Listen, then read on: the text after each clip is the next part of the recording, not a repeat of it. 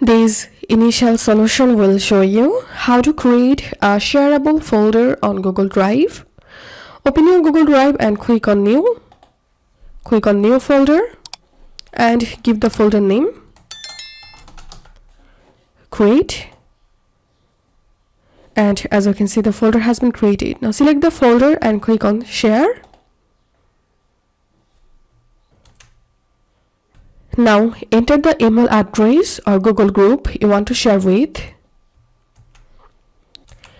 To decide what role people will have with your folder, click on this drop down and you can select editor, commenter or viewer.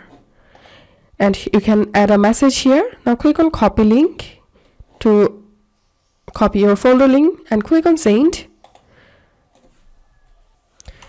And this is how we can create a shareable folder on Google Drive. If you find this video helpful, make sure to subscribe Initial Solution. See you in the next video.